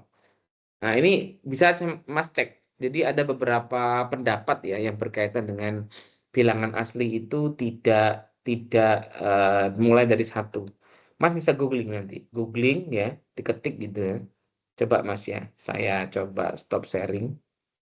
Nah, saya coba bantu Mas ya membuktikan ya. Ya, saya buktikan ini bahwa ada beberapa teori. Ada beberapa teori yang berkaitan dengan bilangan asli. Jadi kalau misalkan ada bilangan asli yang sudah ditentukan 1, 2, 3, ya kita tahu bahwa itu adalah bilangan asli ya. Tapi kalau misalkan ada teori lagi yang menyatakan bahwa apa namanya eh, apa namanya eh, bilangan bilangan apa dimulai dari 0, ya udah kita ikuti aja itu bilangan 0. Nah ini dia Mas ya. Ada beberapa tokoh Mas. Nah itu, bentar ya. Saya coba share screen ya. Share screen, share screen, share screen, share screen. Oke. Saya pernah kemarin diskusi juga tuh dengan teman-teman yang di apa ya, di pengantar teori grup kalau nggak salah ya. Heeh. Di pengantar teori grup Mas. Itu aljabar 1. Itu diskusinya sengit itu, ya, sengit sengit banget, ya. Eh ada ini, ada apa namanya? Ada ini. Nah, nih sebentar ya Mas ya. Nah, kelihatan Mas, kelihatan. Kelihatan nggak? Ya, kelihatan ini ya. Mm-mm. Heeh. Nah, ini dia Mas. Ini nih. Jadi secara tradisional itu kan bilangan asli adalah bilangan bulat positif yang udah kita bahas ya, yang bukan 0, 1, 2, 3, 4. Tapi ada juga yang mengatakan bilangan asli itu biasanya orang-orang komputer ya. Itu bilangan bulat yang terdiri atas 0 dan bilangan bulat positif. Nah, itu. Jadi nanti tinggal Hmm. ini, apa namanya? Tinggal tinggal kita ngikuti saja, kita tinggal ngikuti saja kemauan soal, Mas. Nanti Mas ini temukan di pengantar teori grup, ya. Tapi sementara waktu, Mas jeli rupanya ada di modul ini yang ternyata bilangan asli sudah disebutkan mulai dari 0. 0, 1, 2, 3, 4, 5. Mungkin Mas satu-satunya yang jeli ini. Padahal sebenarnya kalau kita meningkat ya, materi ini nanti akan dibahas di pengantar teori grup tuh. Ada juga penyebutan bilangan asli itu 0, 1, 2, 3, 4. Nanti ada tanda kayak footnote, Mas. Jadi pada materi ini dianggap, diasumsikan bahwa bilangan asli itu adalah mulai dari 0, 1, 2, 3, 4. Nah, jadi begitu, Mas. Jadi untuk menentukan bilangan asli itu dari 0 atau dari 1, Mas ikuti aja kemauan dari soal dulu ya. Karena memang penyebutan dua-duanya sama-sama benar. Satunya konsep tradisional ya yang sudah kita terima dari dulu. Yang kedua untuk beberapa pakar ilmu komputer dan logika gitu. Nah, itu sama-sama benar sebenarnya. Cuma pembuktiannya nanti di pengantar teori grup. Begitu kira-kira Mas Hawi. Oke, Kak. Makasih, Kak. Ya, sementara matematika dasar dulu deh. Tapi Siap, keren Kak. sih bisa udah seteliti itu. Untuk tugas-tugasnya gimana Mas? Sudah selesai semua? Tugas baru baru satu, Kak.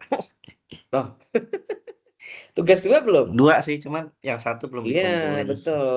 Belum Tugas disatuin. 1, 2 udah expired, udah minggu yang lalu kayaknya.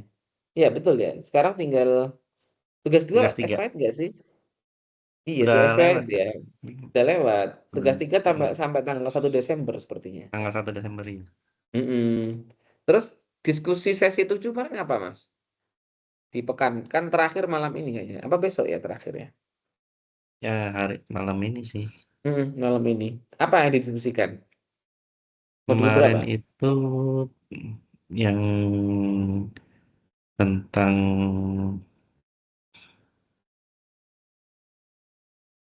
Apa? Minggu yang lalu yang kita ekuivalen bahas itu. gitu. Heeh, Oke, sama oke, bilangan oke. kardinal. Oh, sama dengan ini berarti. Iya, sama, Kak. Saya yang terakhir nih. Berarti tebakan saya minggu besok itu materi terakhir, Mas. Logika matematika dan rekursi berarti. Iya, Itu nanti Mas pahami benar-benar untuk persiapan mata kuliah matematika diskrit, Mas. Itu mata kuliah baru itu di S1 matematika. Pengampunya Bu Sita kayaknya. Keren itu. Oke, Mas Hawi, sukses selalu ya. Semangat. makasih, Kak. Tadi kita lihat ada Mas Sarifudin, ada beberapa orang yang masuk, tiba-tiba menghilang gitu. Semoga tetap semangat. Yang nggak ikut juga bisa tetap belajar bersama. Oke. Terima kasih ya, Mas. Sukses selalu. Insya Allah kita Jadi, ketemu pekan depan sambil mungkin saya sisipkan latihan soal dari awal sampai akhir. Karena materinya nggak terlalu banyak besok itu. Rekursi dengan apa apa induksi. Jadi bisa mungkin saya sepilkan latihan soal UAS untuk matematika dasar. Semoga manfaat. Terima kasih Mas Habi. Saya cukupkan sampai di sini teman-teman sekalian. Mohon maaf atas segala kekurangan dan kehilafan. Kalau itu benar insya Allah dari saya dan kalau benar insya Allah dari Allah Subhanahu Wa Taala. Kalau ada yang salah atau khilaf itu dari saya sendiri, insya Allah ya. Mohon maaf kalau ada yang kurang berkenan, ada yang kurang tepat, ada yang khilaf, ya insya Allah bisa dikoreksi ya teman-teman sekalian. Terima kasih semuanya. Selamat malam, selamat istirahat. Kita insya Allah ketemu di pertemuan terakhir minggu depan. Sehat selalu. Ya, makasih, Assalamualaikum Kak. warahmatullahi wabarakatuh. Sama, Kak. Sama-sama Mas Hawi.